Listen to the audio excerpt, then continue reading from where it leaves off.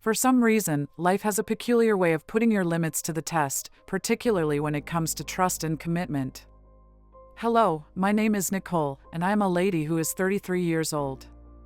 I have been married to my husband, Greg, for the past 9 years.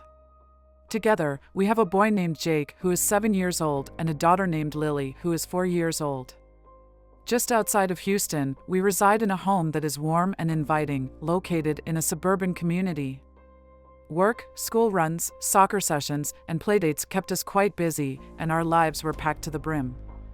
My best buddy Emily was always there whenever we went out to play, and she was a constant presence.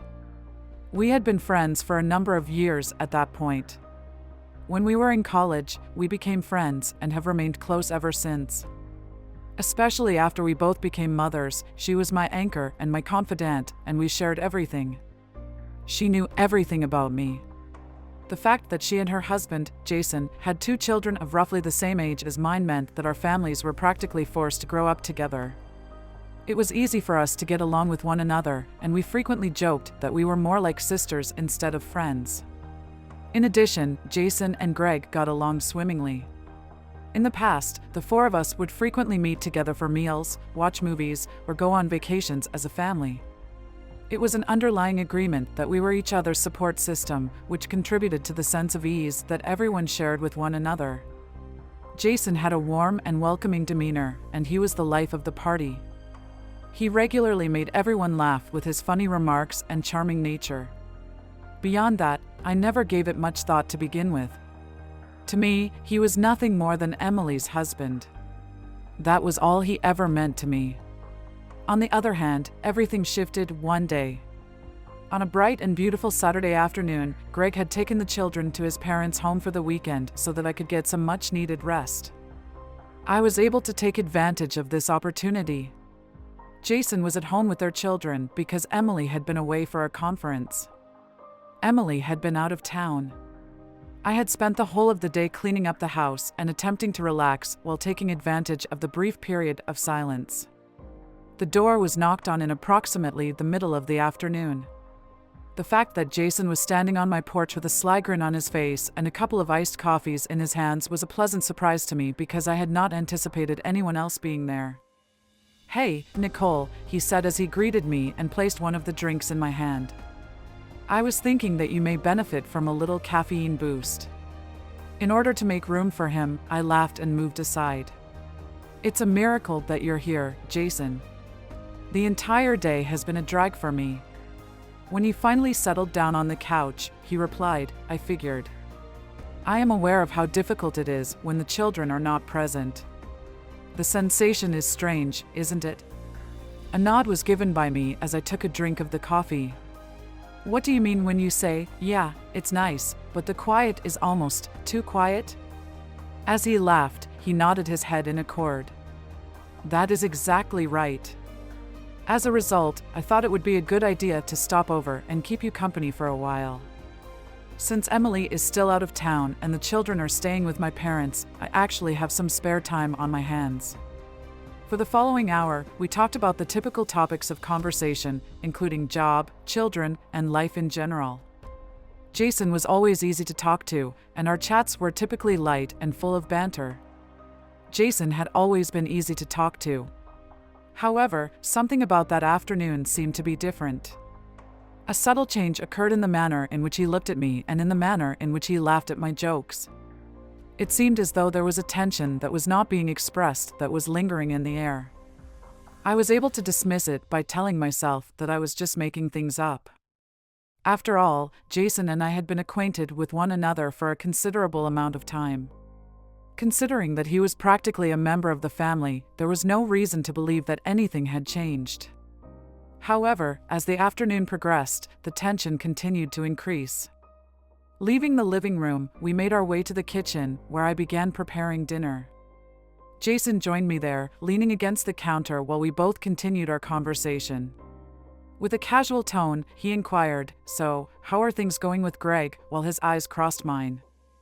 I gave a shrug, obviously not giving any thought to the question. "The same as it has always been. As you are aware, I am really busy with my work."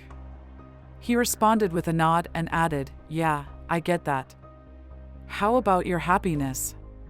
It was a question that took me by surprise, and I paused for a moment before looking across at him. I am, without a doubt. Do you have a question? He paused for a brief period of time before continuing his speech. I'm not sure, Nicole, I said. At times, I find myself wondering whether Greg truly appreciates everything that you do. You are incredible, you keep everything in order, you look after the children, and you make sure that the house runs smoothly. Is he ever going to take the time to tell you that? I scowled, experiencing a twinge of unease in my stomach. I'm curious, Jason, what are you trying to say? He let out a lengthy sigh as he ran his fingers through his hair. As you know, I've known you for a very long time, and I've witnessed how much you offer to everyone who is in your immediate vicinity. You are deserving of being recognized and praised for everything that you come to be. To put it simply, I do not want you to have the impression that you are being taken advantage of. I was at a loss for words as I continued to stare at him. Jason's protective nature toward Emily had been consistent throughout their relationship, and it was not out of the ordinary for him to inquire about my relationship with Greg. However, this felt very different. There was something about the way he was looking at me and the way he was speaking that caused my heart to beat faster than normal. My tone was a little too authoritative as I responded to Jason's worry, saying, I appreciate the concern, but Greg and I are fine. In a gesture of submission, he raised his hands. It wasn't my intention to go too far. I just want to make sure that you are doing well. Forcing a smile, I nodded my head. It's not a problem at all. We were both silent for a brief period of time, and the tension that existed between us became increasingly intense with each passing second. At the same time as my thoughts was spinning with bewilderment, I could feel my pulse quickening. This is why Jason was making these statements. Perhaps he was merely expressing his worry in a nice manner, or was there something more to his words? Before I could continue to ruminate on it, Jason moved closer to me, and his voice became almost so soft that it was almost a whisper. Nicole, these past few days, I've been giving you a lot of thought. My chest tightened up, and I took a few steps back, attempting to put some distance between us. My heart skipped a beat. Jason, what exactly are you suggesting we do here? There was a brief pause, during which his eyes looked in my direction. I am aware that this is going to blow your mind, but the thought of you keeps popping into my head. We are both married, and I am aware that this is inappropriate, but I just can't stop myself. I've been experiencing these feelings for quite some time now. When I looked at him, my thoughts were racing. Jason, you must stop. Things like those are not acceptable to say. In the same way that I am married to Greg, you are married to Emily. This is not acceptable. Remorse could be heard in his voice as he said, I am aware that it is not appropriate. On the other hand, I can't claim that I don't feel this way. Nicole, I am aware of you. I see everything you do and everything you are, and I can't stop wondering about what it would be like if things were different. I see everything you do and everything you are. I had a surge of feelings, including confusion, wrath, and disbelief. Here was the husband of my closest friend, a man in whom I had placed my trust for many years. What had brought us to this point? I spoke the words, Jason, you have to leave, while my voice was shaking. This is not acceptable. It was clear that he was in pain as he nodded. I am very sorry. It would have been better if I was silent. I felt the need to get it out of my system. I was left standing there with my pulse racing in my chest as he turned and walked out of the door without uttering a single word. Over the course of the subsequent several days, I was unable to get the talk I had with Jason out of my head. In an effort to get a better understanding of the events that had transpired, I repeatedly played back his comments. We had been cordial neighbors, but now we were in this situation.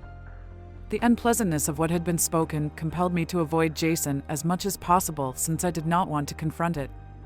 On the other hand, it was impossible to eliminate him entirely. In spite of this, Emily remained my closest friend, and our children continued to play together. There was an unspoken tension between us that I noticed every time I saw him. It served as a constant reminder of the boundary that had been crossed. Then, on a particular occasion, I got a text message from myself. I apologize for what happened 2 days ago. Is it possible for us to talk? As I glanced at the message, my heart quickened in pace. I was well aware that I ought to disregard it and maintain my distance. But there was a part of me that wanted to listen to him out and try to comprehend the reasons behind what he had said. All right. I quickly replied back, come over tonight, before I had the chance to stop myself. Later on that evening, when Jason came, the tension that had been building up between us was apparent. While sitting on the couch, the stillness was thick with words that were not spoken. He began by saying, "I'm sorry for what I said," while maintaining a low voice. "I am aware that I have gone too far, and I should not have put you in that predicament," she said. I was at a loss for words, so I just nodded. All I did was... As of late, I've been experiencing a profound sense of disconnection from Emily, he continued. Despite the fact that I adore her, we have been losing touch. In addition, I suppose that I have been hunting for that connection in a different location. Despite my heart sinking, I frowned. That is not an acceptable excuse, Jason. When you talk to me, you can't just say stuff like that. I consider Emily to be my closest friend, and we are pals. I don't think this is fair to her. As he spoke, his voice was laced with remorse. I know, he murmured. I simply did not know how to deal with the emotions that I was experiencing. After a period of time, we remained silent as the pressure of the circumstance continued to exert itself on us. It was clear to me that we needed to put an end to this situation, to put an end to whatever was going on between us before it could escalate any further. When I finally spoke, my voice was firm as I replied, "We can't do this, Jason. Not only is this a disaster, but it is also unfair to Emily and Greg's situation. We have to put this behind us and move on with our lives." It was clear that he was in pain as he nodded. "You are absolutely correct. I beg your pardon, Nicole. Certainly, I did not intend to make things more difficult." As the weeks went by, things gradually started to return to their normal state. Jason and I maintained our distance from one another, and I continued to concentrate on my family as I worked to mend the gaps that had appeared in my marriage. My gratitude stems from the fact that Emily was never made aware of the conversation that took place with Jason. I couldn't shake the feeling that something had shifted between us, despite the fact that things appeared to have returned to normal on the surface. A persistent tension existed, serving as a reminder of the boundary that had been broken, despite the fact that we had never taken any action over it.